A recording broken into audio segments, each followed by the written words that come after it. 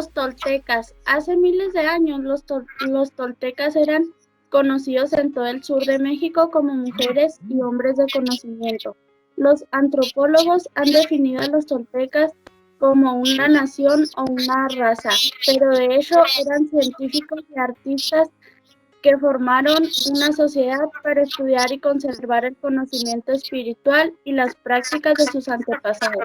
Formaron una comunidad de maestros nahuales y estudiantes en Teotihuacán, la ciudad de las pirámides en las afueras de Ciudad de México, conocida como el lugar en el que el hombre se convierte en Dios.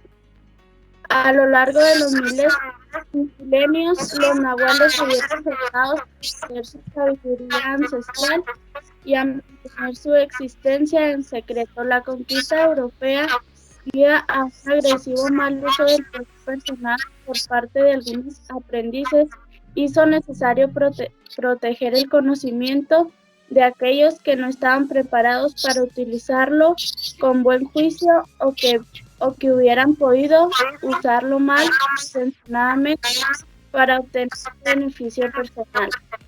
Por fortuna, el conocimiento esotérico tolteca fue conservado y transmitido de una generación a otra por distintos linajes de nahuales. Hasta ahí permaneció Javier.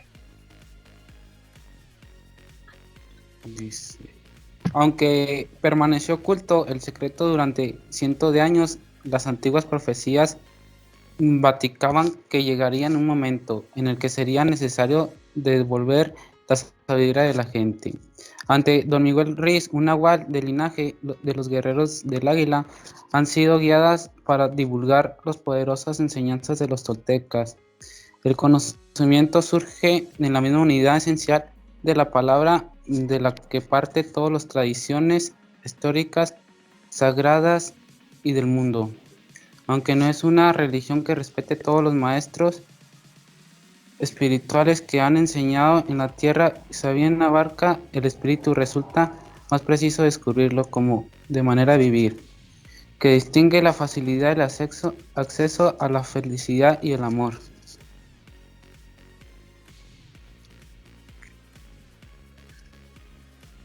Dice, la domesticación y el sueño del planeta. En que escuchas ahora mismo no es más que el sueño en ti mismo. Ese momento está soñado. Sueña con el cerebro despierto. Soñar es la función principalmente y mente sueña 24 horas al día. Sueña cuando el cerebro está despierto y también cuando está dormido. La diferencia escriba entre cuando el cerebro está dormido, hay un marco material que nos hace percibir las cosas de la forma lineal. Cuando estamos dormidos no tenemos el marco en el sueño y tiende a cambiar constantemente. Los seres humanos soñamos todo el tiempo. Nacimos aquellos que pudieron crear un enorme sueño externo, que llamaremos el sueño de la sociedad o el sueño del planeta. Javier, hasta ahí, sigue Citlali.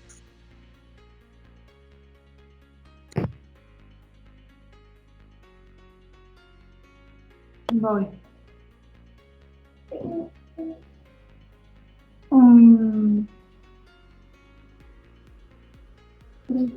El sueño del planeta es el sueño colectivo, hecho de miles de millones de sueños más pequeños, de sueños personales que unidos crean un sueño de familia, un sueño de comunidad, un sueño de una ciudad, un sueño de un país y finalmente un sueño del planeta incluye todas las reglas de la sociedad, sus creencias, sus leyes, sus religiones, sus diferentes culturas y maneras de ser, sus gobiernos, sus escuelas, sus acontecimientos sociales y sus celebraciones.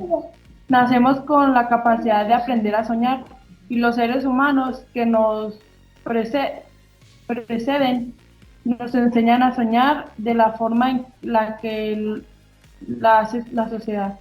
El sueño externo tiene tantas reglas que cuando nace un niño captamos su atención para introducir estas reglas a su mente. El sueño externo utiliza a mamá y papá, la escuela y la religión para enseñarnos a soñar.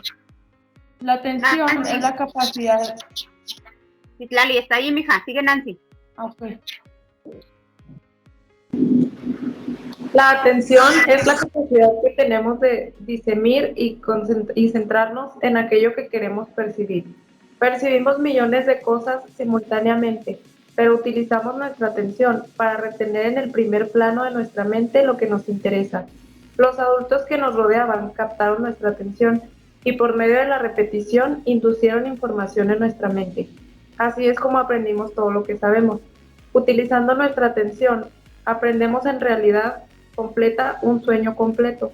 Aprendimos cómo comportarnos en sociedad, qué creer y qué no creer, qué es aceptable y qué no lo es, qué es bueno y qué es malo, qué es bello y qué es feo, qué es correcto y qué es incorrecto.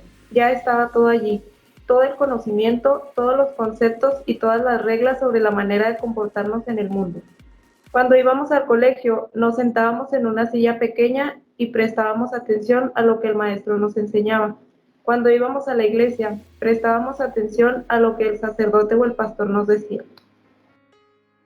La misma dinámica funciona con mamá y papá y con nuestros hermanos y hermanas.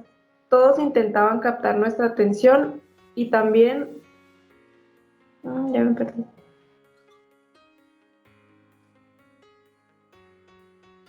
Y también aprendimos a captar la atención de otros seres humanos. Y desarrollamos una necesidad de atención que siempre acaba siendo muy competitiva. Los niños compiten por la atención de sus padres, sus profesores, sus amigos. Mírame, mira lo que hago, que estoy aquí. La necesidad de atención se vuelve muy fuerte y continúa en la edad adulta. Hasta ahí, Nancy. Sigue Adrián Reyes. Adrián. El sueño externo capta nuestra atención y nos enseña a creer. Empezamos por la lengua que hablamos, el lenguaje que es código que utilizamos los seres humanos para comprender y comunicarnos. Cada letra, cada palabra de lengua es un acuerdo. Llamamos a esto una página de un libro. La palabra página es un acuerdo que comprendemos. Una vez entendemos el código, nuestra atención queda atrapada ahí y la energía se transfiere de una a otra persona. Tú no escogiste su lenguaje ni su religión ni sus valores morales, ya que estaban ahí antes de que nacieras. Nunca tuviste la oportunidad de elegir qué creer y en qué no creer. Nunca escogimos ni el más significante de estos acuerdos. Ni siquiera elegimos nuestro propio nombre. De niño no tuvimos la oportunidad de escoger nuestras creencias, pero fuimos de acuerdo con la información que otros seres humanos nos envían. Del sueño del planeta, de la única forma de amanecer, información por acuerdos. El sueño externo capta nuestra atención, pero si no estamos de acuerdo, nos almacenaremos esa información. Tanto como estamos de acuerdo en algo. Hasta ahí, Adrián. Sigue América.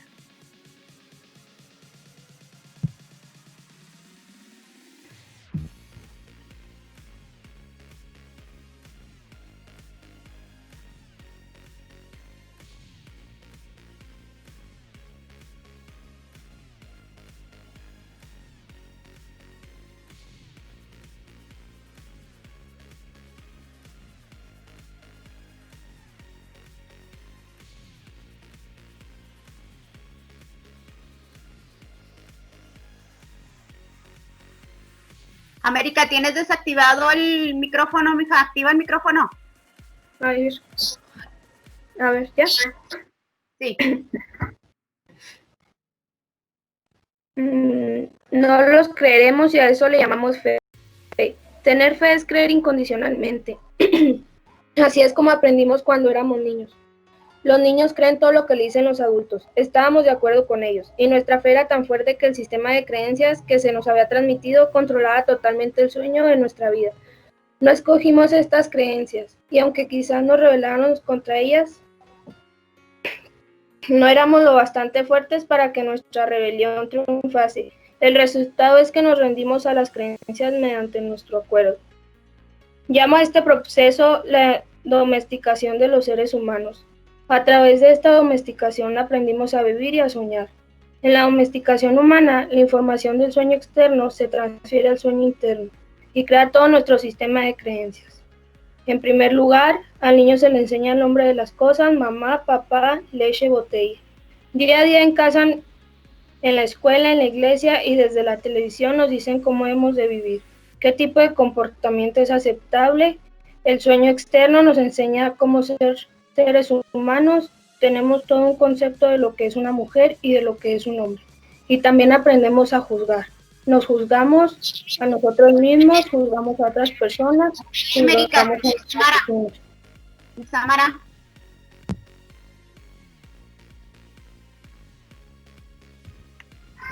Domesticamos a los niños de la misma manera en que domesticamos a un perro, un gato o cualquier otro animal. Para enseñar a un perro, lo castigamos y lo recompensamos. Adiestramos a nuestros niños, a quienes tanto queremos, de la misma forma en que adiestramos a cualquier animal doméstico, con un sistema de premios y castigos.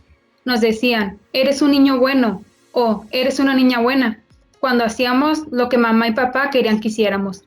Cuando no lo hacíamos, éramos una niña mala o un niño malo. Cuando no acatábamos las reglas, nos castigaban. Cuando las cumplíamos, nos premiaban. Nos castigaban y nos premiaban muchas veces al día. Pronto empezamos a tener miedo de ser castigados y también de no recibir la recompensa, es decir, la atención de nuestros padres o de otras personas como hermanos, profesores y amigos. Con el tiempo desarrollamos la necesidad de captar la atención de los demás para conseguir nuestra recompensa. Hasta ahí, Cuando Samara. recibíamos... Víctor.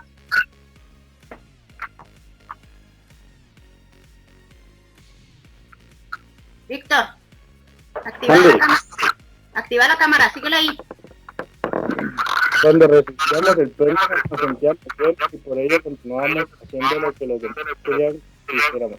Debido a ese medio a ser castigados y a no recibir la recompensa, empezábamos a fingir que éramos lo que no éramos, con el único fin de complacer a los demás, de ser lo bastante buenos para otras personas. Empezamos a actuar para intentar complacer a mamá y a papá, a los profesores y a la iglesia. Fingimos ser lo que no éramos, porque nos daba miedo que nos rechazaran.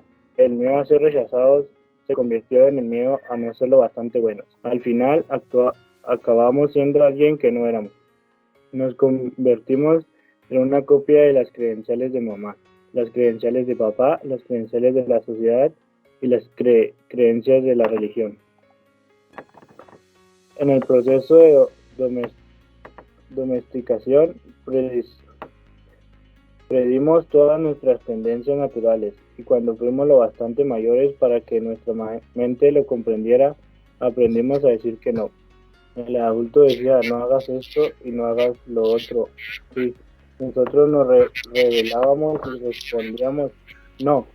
Hasta ahí, hijo, sigue Abraham. Abraham.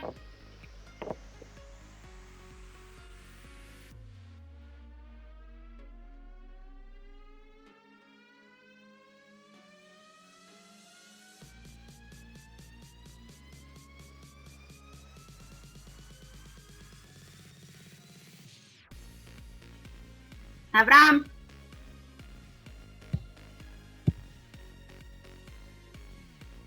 Conecta la cámara, Abraham.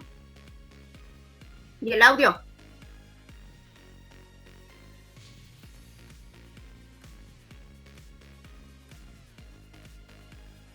Bueno, tú, Araceli, en lo que se conecta Abraham. Araceli Almanzán.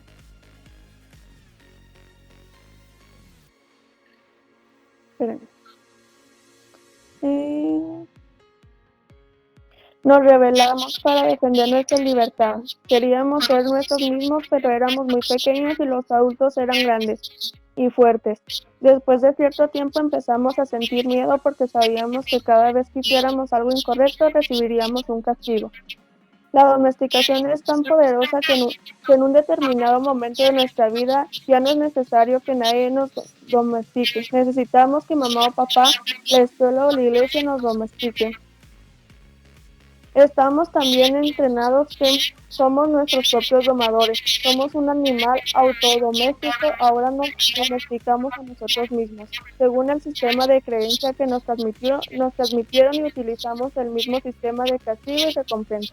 Nos castigamos a nosotros mismos cuando no seguimos las reglas de nuestro sistema de creencias.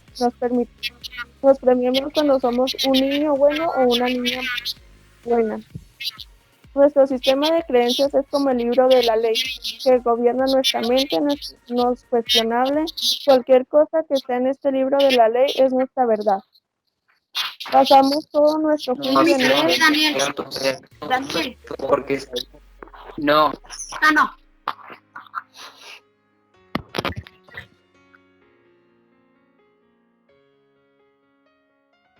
Daniel.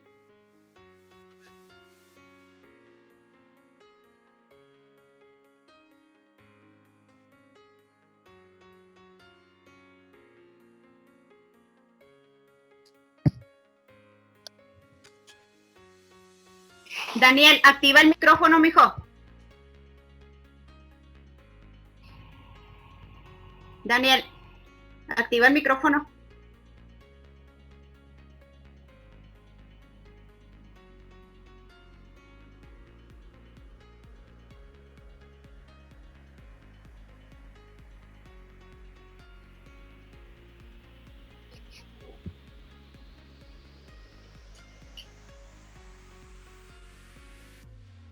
Enseguida de Daniel Abraham.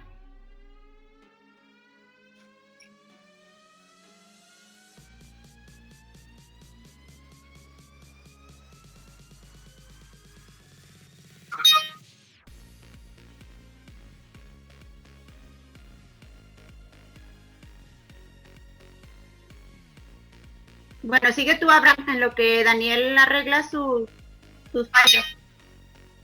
Abraham.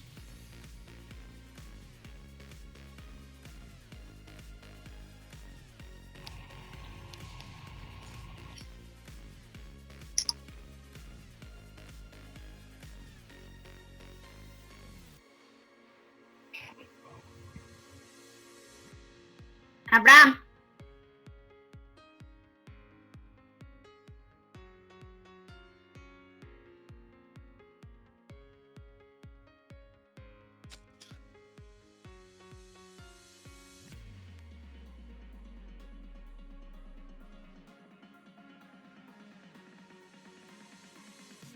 No escuchamos nada, Abraham. ¿Tienes problemas?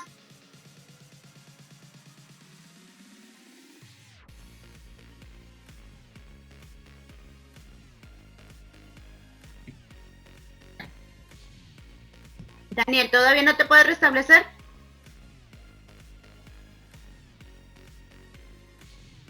A ver, Fernando. Fernando Lozano.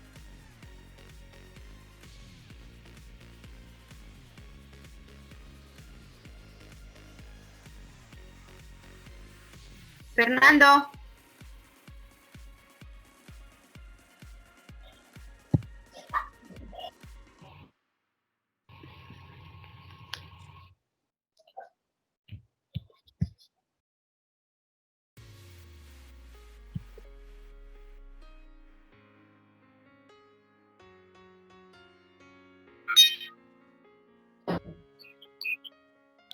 ¿Ya me escuchan? Ya. Ahora. Ya. Ok. ¿Le sigo? Sí.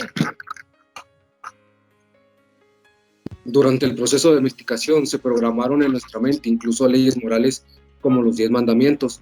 Uno a uno, todos esos acuerdos forman el libro de la ley y dirigen nuestros sueños. Hay algo en nuestra mente que lo juzga todo y a todos, incluso el clima, el perro, el gato, todo. El juez interior utiliza lo que en nuestro libro de la ley para juzgar todo lo que hacemos y dejamos de hacer, todo lo que pensamos y no pensamos, todo lo que sentimos y no sentimos. Cada vez que hacemos algo que va en contra de la ley, el juez dice que somos culpables y necesitamos un castigo, que debemos sentirnos avergonzados. Esto ocurre muchas veces al día tras día, durante todos los años de nuestra vida. Hay otra parte de nosotros que recibe los juicios, y a esta parte le llamamos la víctima carga con el reproche y la vergüenza. Es esa parte de nuestra que dice, pobre de mí, No soy suficientemente bueno, ni inteligente, ni atractivo, y no merezco ser amado. Pobre de mí. El gran juez lo reconoce y dice, sí, no vales lo suficiente. Y todo esto se fundamenta en un sistema de creencias en el que jamás escogimos creer. Y el sistema es tan fuerte que, incluso años después de haber entrado en contacto con nuevos conceptos y de intentar tomar nuestras propias decisiones, nos damos cuenta de que esas creencias todavía controlan nuestras vidas. Cualquier cosa que vaya en contra del libro de la ley hará que sintamos una extraña sensación en el plexo solar, una sensación que se llama miedo. Incumplir las reglas del libro de la ley abre nuestras heridas emocionales y reaccionamos creando veneno emocional. Dado que todo lo que está en el libro de la ley tiene que ser verdad, cualquier cosa que ponga en tela del juicio lo creamos. Alexia.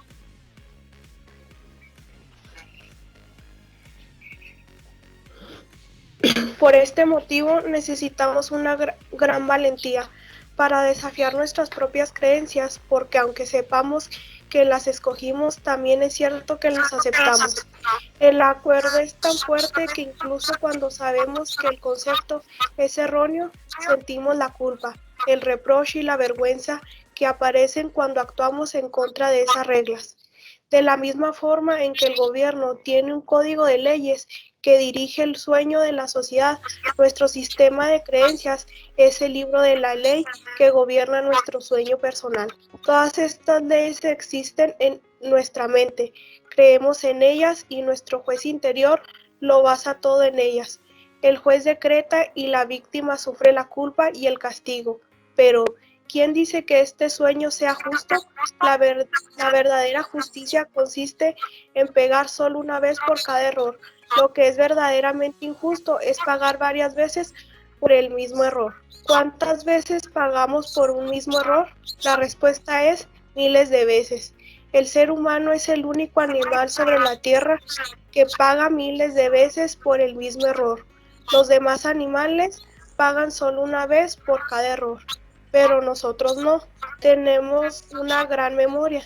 Cometemos una equivocación y nos juzgamos a nosotros mismos, nos declaramos culpables y nos castigamos. Si fuese una cuestión de justicia, con eso bastaría. No necesitamos repetirlo, pero cada vez que lo recordamos, nos juzgamos de nuevo, volvemos a considerarnos culpables y nos volvemos a castigar una y otra vez y otra más. Así estamos cansados también nuestra mujer o nuestro marido. Lisa, sigue Carla Ávila.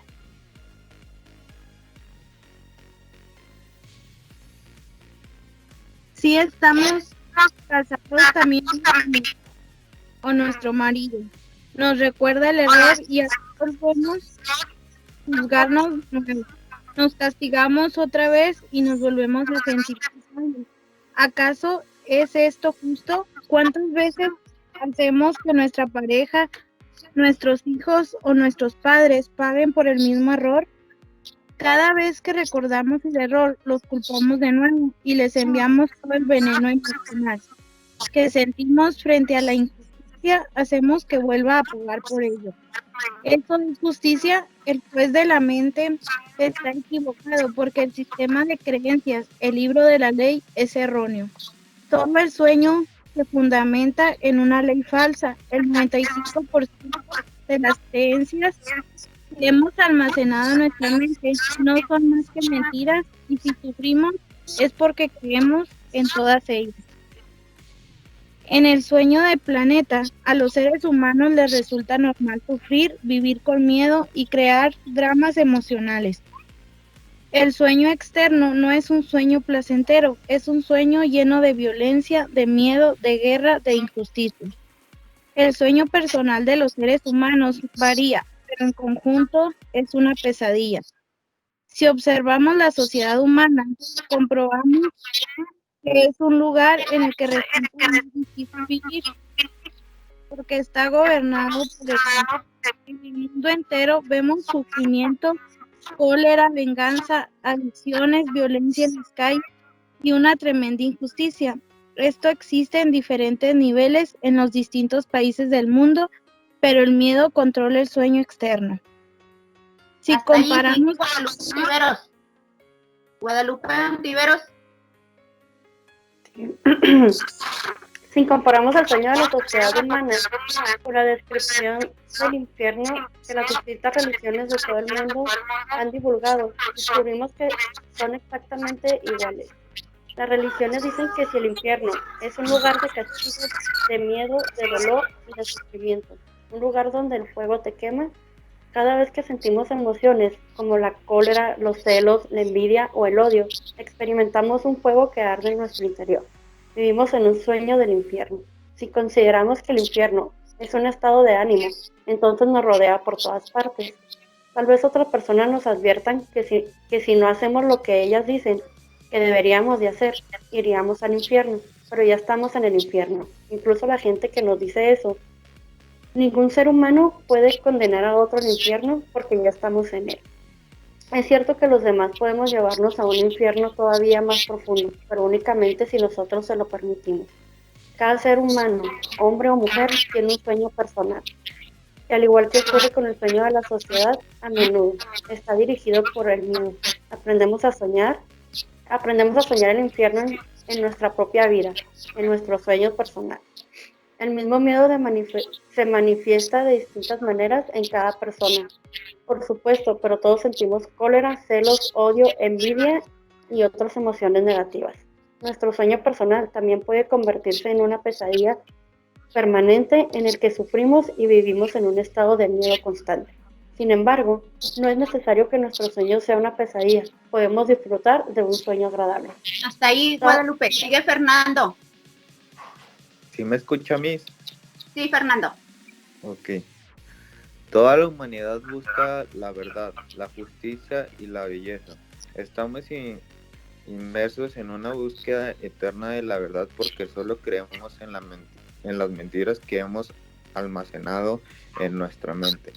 Buscamos la justicia porque en el sistema de creencias que tenemos no existe. Buscamos la belleza, ¿por qué? Porque por muy bella que sea una persona, no creemos que lo sea. Seguimos buscando y buscando cuando todo está ya en nosotros. No hay ninguna verdad que encontrar. Donde quiera que miremos, todo lo que vamos es la verdad. Pero debido a los acuerdos y las creencias que hemos almacenado en nuestras mentes, no tenemos ojos para verla.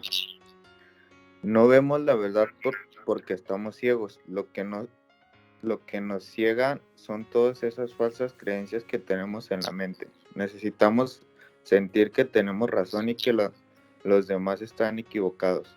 Confiamos en lo que creemos y nuestras creencias nos invitan a sufrir. Es como si viviéramos en medio de una bruma que nos impide ver más allá de nuestras propias narices. Vivimos en una bruma que ni tan siquiera es real, es un sueño, nuestro sueño personal de la vida. Lo que creemos, los conceptos que tenemos sobre lo que somos, todos los acuerdos a los que hemos llegado con los demás, con nosotros mismos e incluso con Dios. Toda nuestra mente es una bruma que los toltecas llamaron mitote. Nuestra mente es un sueño en el que miles de personas hablan a la vez y nadie comprende a nadie. Esta es la condición de la mente humana, un gran mitote, y así es imposible ver lo que... Nelly.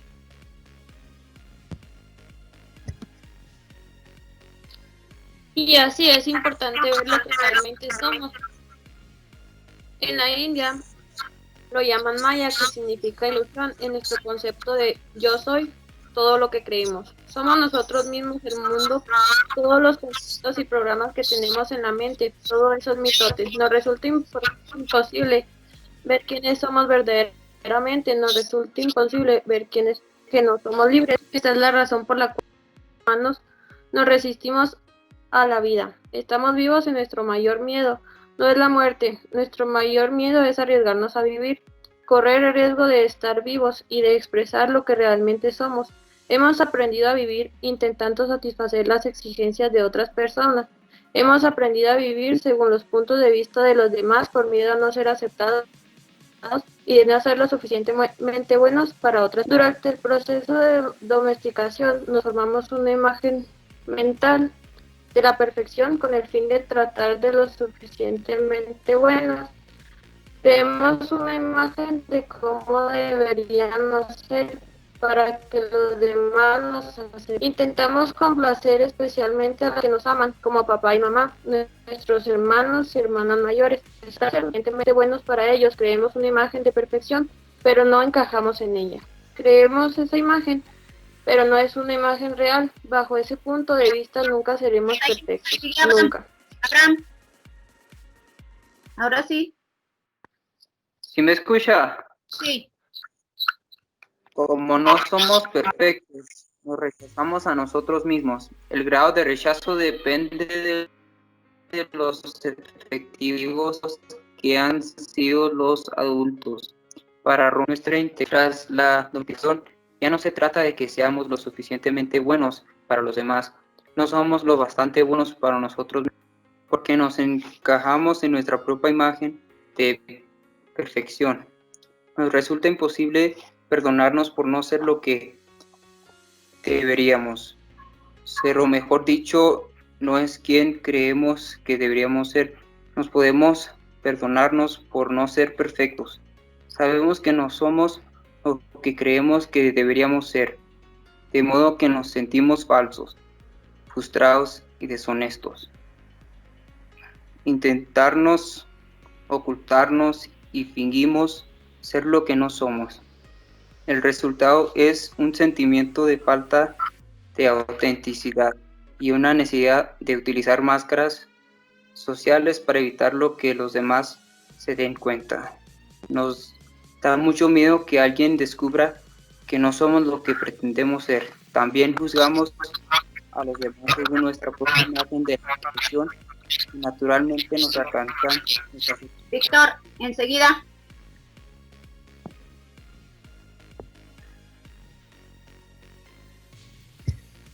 Víctor.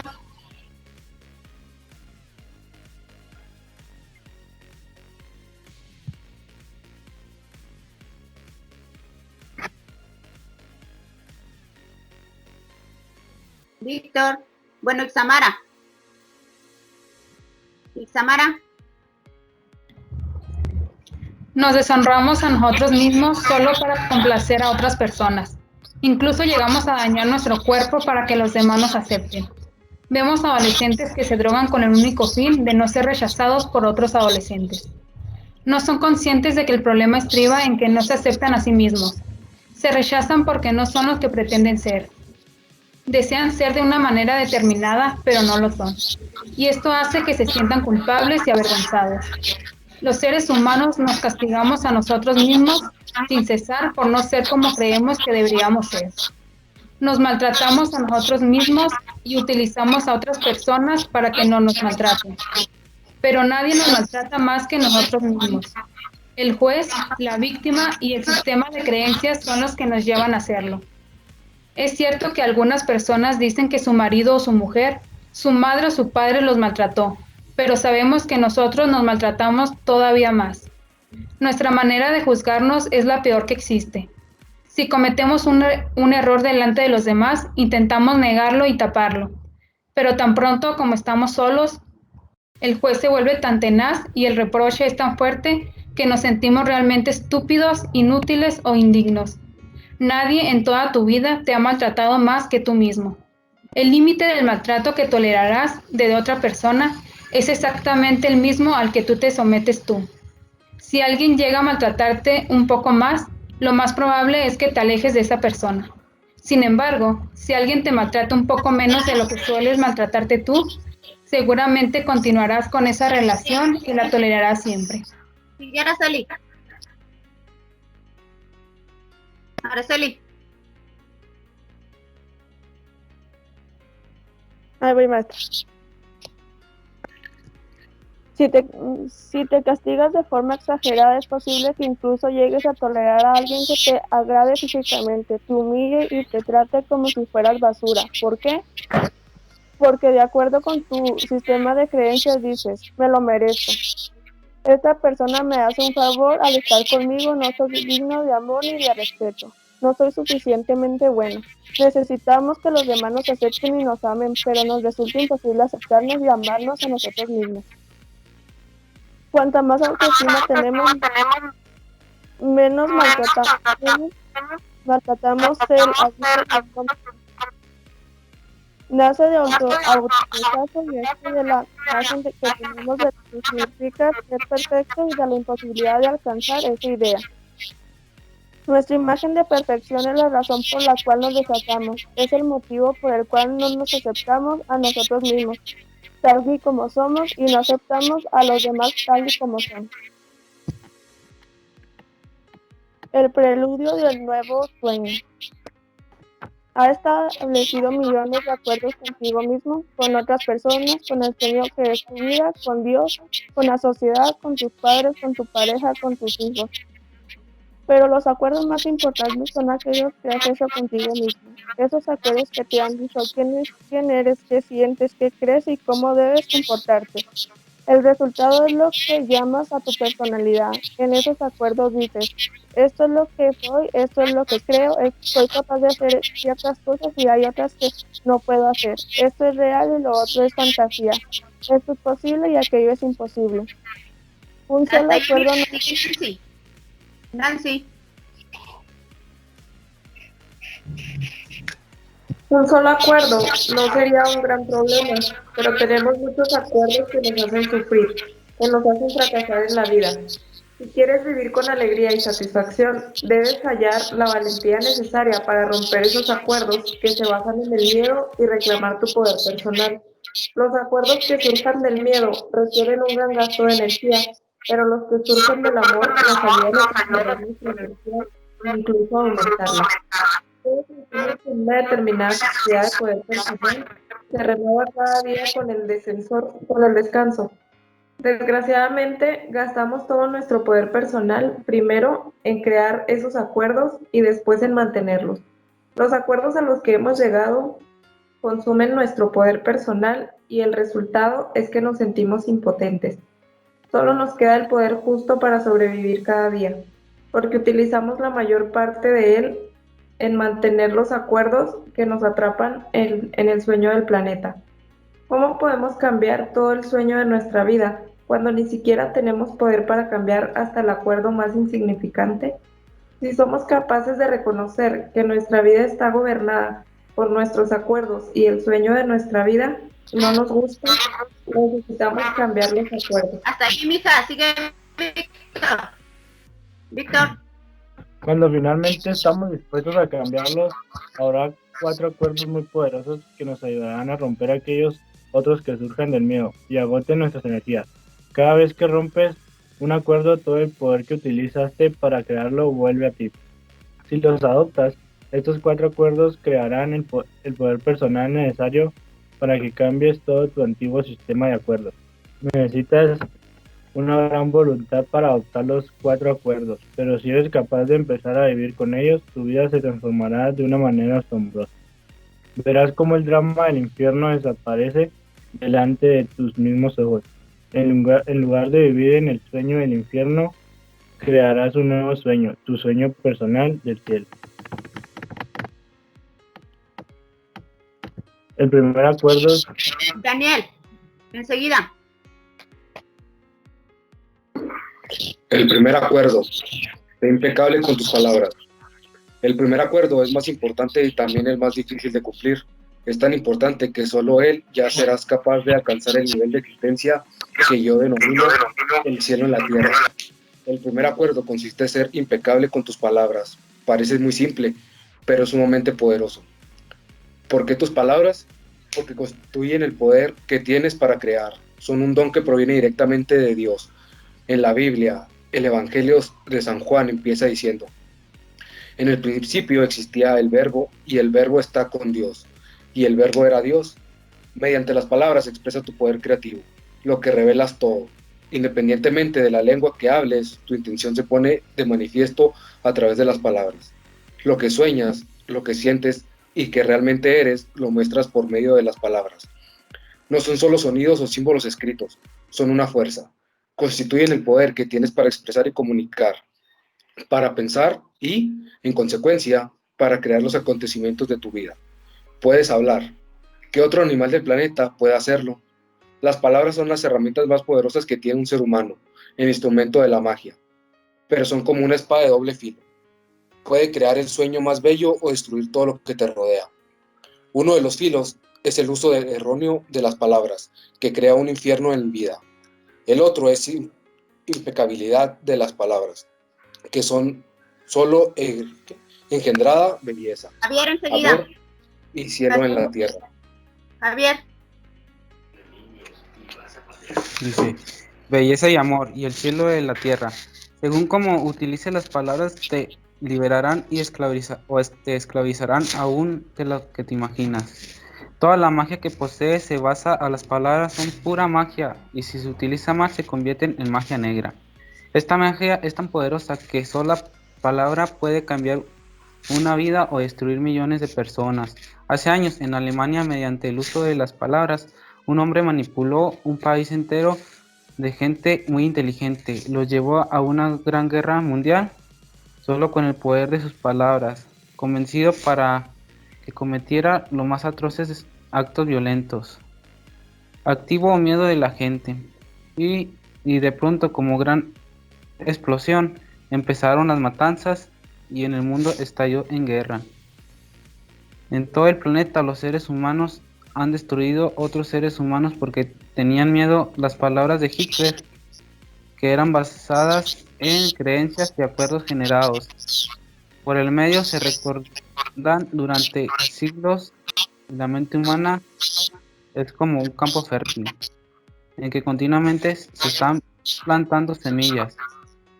Las semillas son opciones, ideas o conceptos. Tú plantas una semilla, un pensamiento y este crece. Las palabras son como semillas realmente. Sigue Citlali.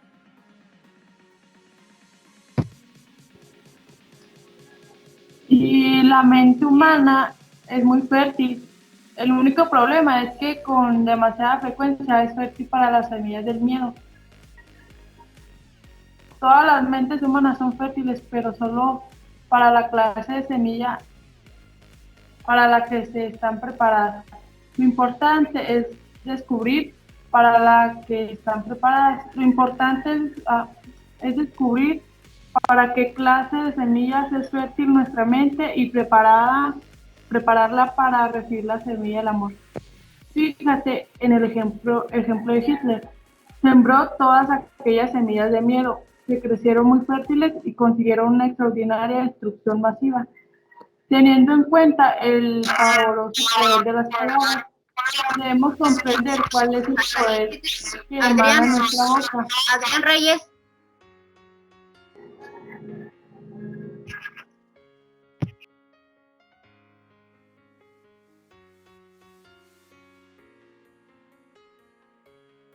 Sí, maestra.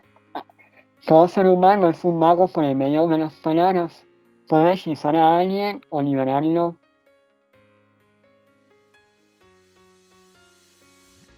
de un hechizo. Continuamente estamos lanzando hechizos con nuestras opiniones. Por ejemplo, me encuentro con un amigo y le doy una opinión que se me acaba de ocurrir. Le digo, veo que su cara, el color de su cara, le acaban de tener cáncer. Si escucha esas palabras, ya está de acuerdo, desarrollaron cáncer en menos de un año. Es el poder de las palabras. Durante nuestra domesticación, nuestros padres y hermanos expresaban sus opiniones sobre nosotros sin pensar. Nosotros creíamos que decían y vivíamos con el medio que nos provocaran sus opiniones, como la que no serviríamos para nadar, para los deportes o para escribir. Alguien de una opinión dice, mira, qué niña tan fea. Las niñas lo oyen y se cree que es fea. Y cree que esa idea en la cabeza, no importa lo guapo que sea, mientras mantengas ese acuerdo, creerá que es fea y estará bajo ese hechizo. Hasta ahí, sigue Guadalupe Antiveros.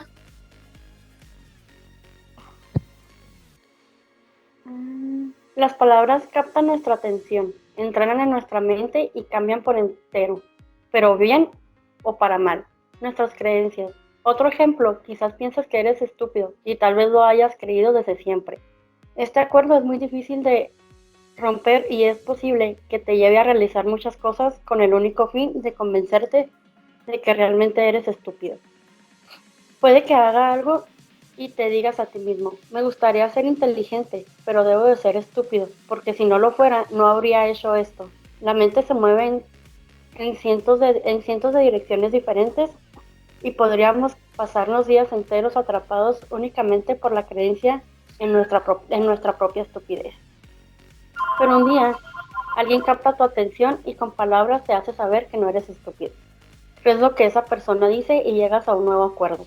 Y el resultado es que dejas de sentirte o de actuar como un estúpido. Se ha roto todo el hechizo solo con la fuerza de las palabras.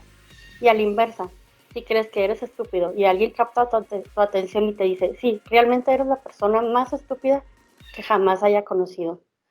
El acuerdo se verá reforzado y se volverá todavía más firme.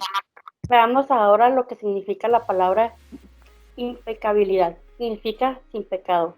Impecable proviene del latín peccatus, que quiere decir pecado. Fernando, significa sin. Guadalupe, enseguida Fernando.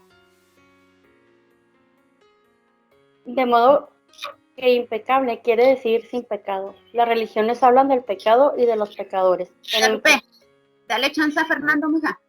Ok. De los pecadores, pero entendemos que significa realmente pecar. Un pecado es cualquier cosa que haces y que va contra ti. Todo lo que sientes, crees o digas que vaya contra ti es un pecado. Vas contra ti cuando te juzgas y te culpas por cualquier cosa. No pecar es hacer exactamente lo contrario.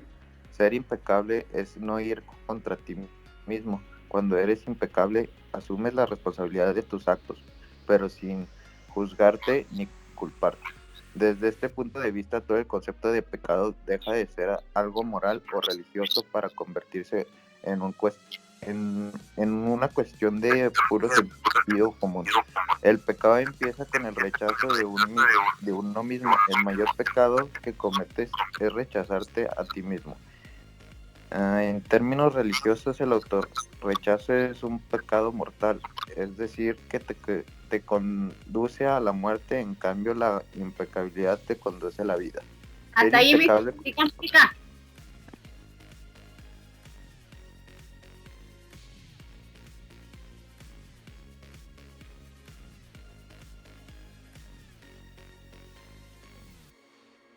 ¿Quién sigue, perdón?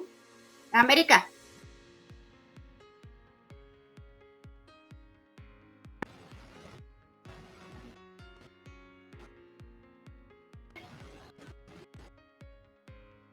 Maestra, tengo que contestar una llamada porque mi mamá está en el hospital. Ok. Y me está marcando. Alondra.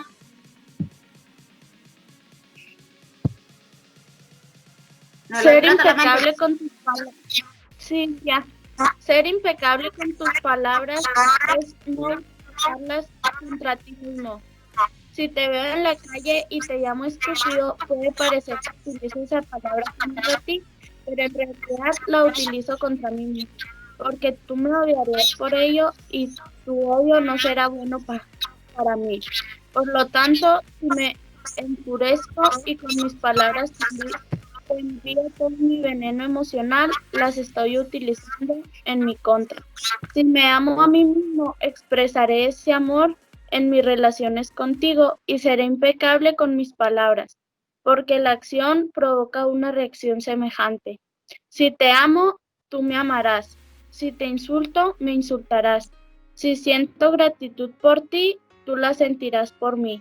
Si soy egoísta contigo, tú lo serás conmigo. Si utilizo mis palabras para hechizarte, tú emplearás las tuyas para hechizarme a mí. Ser impecable con tus palabras significa utilizar tu energía correctamente en la dirección de la verdad y del amor por ti mismo. Si llegas a un acuerdo contigo para ser impecable con tus palabras, eso bastará para que la verdad se manifieste a través de ti y limpie todo el veneno emocional que hay en tu interior. Pero llegar a este acuerdo es difícil porque hemos aprendido a hacer precisamente todo lo contrario. Hemos aprendido a hacer de la mentira un hábito al comunicarnos con los demás y, aún más importante, al hablar con nosotros mismos, no somos impecables con nuestras palabras. En el infierno, el poder de las palabras... ¿Ya? Sí, Abraham.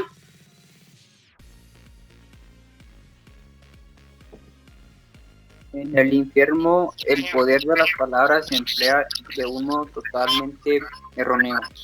Las usamos para maldecir, para culpar, para reprochar, para destruir. También las utilizamos correctamente, por supuesto, pero lo hacemos muy a menudo. Por lo general, empleamos las palabras para propagar nuestro veneno personal, para expresar rabia, celos, envidia y odio. Las palabras son pura magia, el don más poderoso que tenemos como los seres humanos, y las utilizamos contra nosotros mismos. Planeamos vengarnos y creamos caos con las palabras. Las usamos para fomentar el odio entre las distintas razas, entre diferentes personas, entre las familias, entre las naciones. Hacemos un mal uso de las palabras con gran frecuencia. Alexia.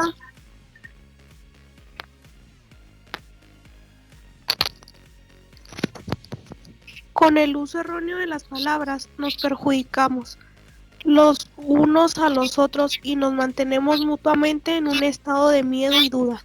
Dado que las palabras son la magia que poseemos los seres humanos y su uso equivocado es magia negra, utilizamos la magia negra constantemente sin tener la menor idea de ello. Por ejemplo, había una vez una mujer inteligente y de gran corazón. Esa mujer tiene una hija a la que adoraba. Una noche llegó a casa después de un duro día de trabajo. ¿Cómo?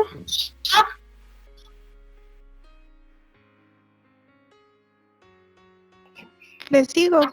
Sí. Una muy cansada y tensa con un terrible dolor de cabeza. Quería paz y tranquilidad, pero su hija saltaba y cantaba alegremente. No era consciente de cómo se sentía su madre. Estaba en su propio mundo, en su propio sueño. Se sentía de maravilla y saltaba y cantaba cada vez más fuerte, expresando su alegría y su amor. Cantaba tan fuerte que el dolor de cabeza de su madre aún empeoró más, hasta que, en un momento determinado, la madre perdió el control, miró muy enfadada a su preciosa hija y le dijo: «Cállate, tienes una voz horrible. ¿Es que no puedes estar callada?».